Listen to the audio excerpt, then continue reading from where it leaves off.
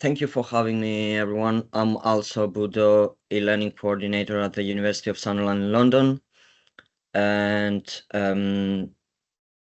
I'll be presenting today a program called Achieve Students, which is about enhancing our students' digital skills based on their needs. So I've been in this position since February 2023, and I'm working within the digital learning team. I've been longer here at the university in different roles. Let me just go to the next slide. So what we are going to look today, I'll talk to you. I'll give you some stats about the university. I'm gonna talk about the digital skills survey, which was some data we collected back in 2021, which also backed moving forward with the program. Some research I did around students as co-creators. I'll discuss and share some data and feedback around the first pilot of Achieve Students, and then I'll close up the presentation with the current state of the program. About University of Sunderland in London, we are located in Canary Wharf. We have around 4,000 students studying, from which 60% are home students and 40% are international ones. 70% of them are undergraduates, and 30% of them are doing a postgraduate program. And the average age is 32 years old. Also, another thing, we have 4 intakes per year in Sunderland in London. So, the digital skills survey, as I mentioned, it started back in November 2021, and since then it runs every year. It's being conducted by a team of digital coaches, and what we wanted to understand is how familiar our students are with the platforms and the applications the university offers, and we wanted to know what impacts and hinders their digital learning skills. That way we can gain like a picture of the student digital experience. We can like show progress and highlight any issues of concern, and this allows us to respond promptly to their needs. Data from that survey also contributes in shaping the digital experience environment, basically informing and driving change by providing data that contributes to the digital strategy of the university. Just want to mention, so basically on the next 2 slides, I'm gonna talk about some data from the actual survey. So I'll focus around technology and students. We asked our students how confident they feel in using technology, and basically what we got back in terms of numbers, 24% of them they often require assistance for technology.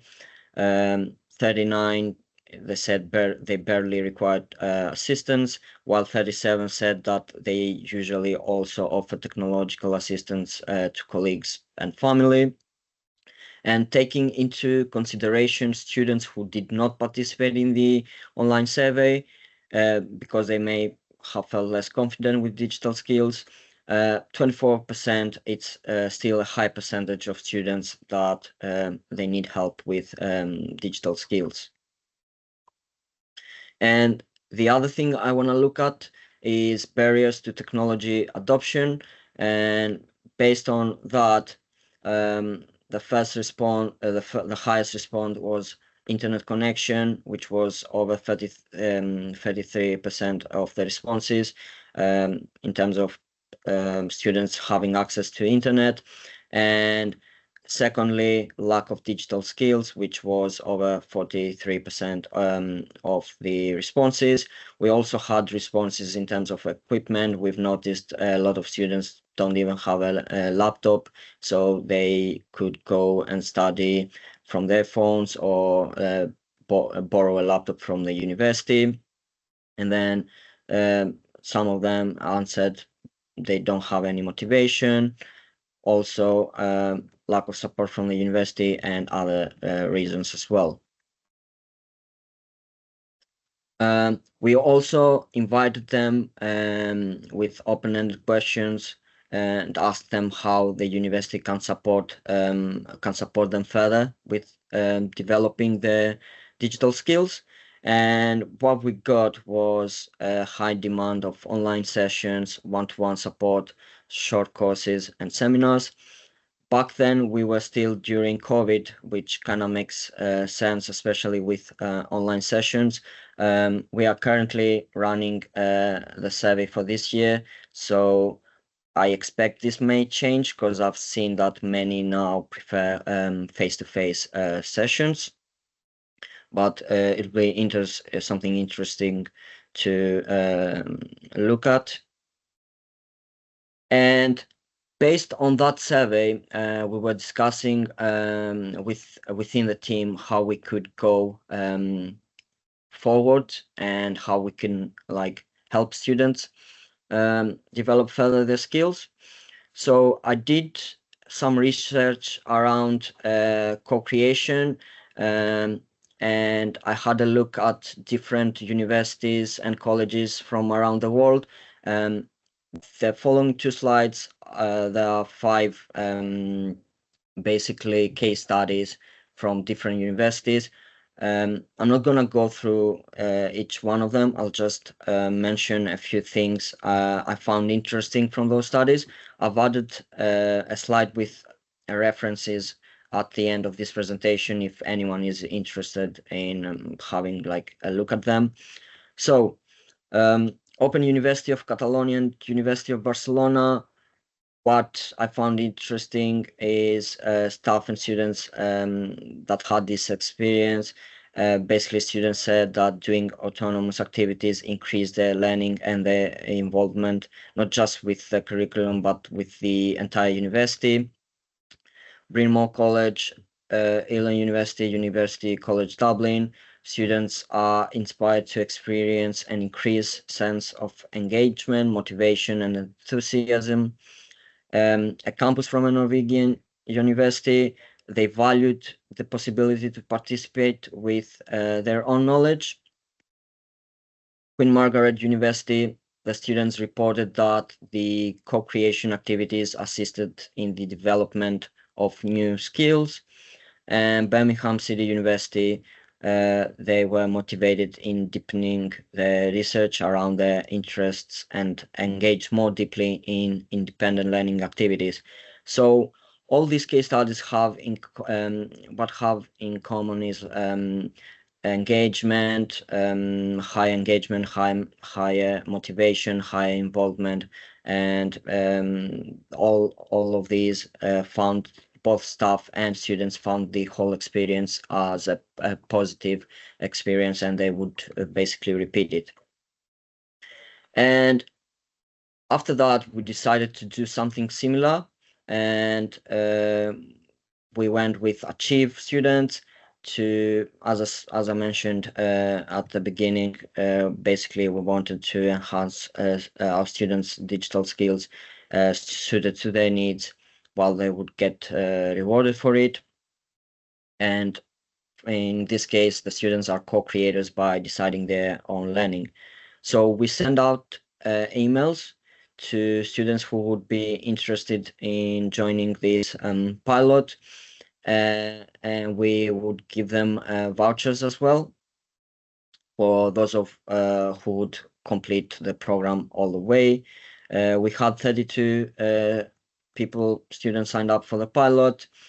After they signed up, we've asked them to complete the JISC discovery tool, I send them an email out with a guide we created about the discovery tool, what it is, how they can use it, and how they can complete the questionnaires.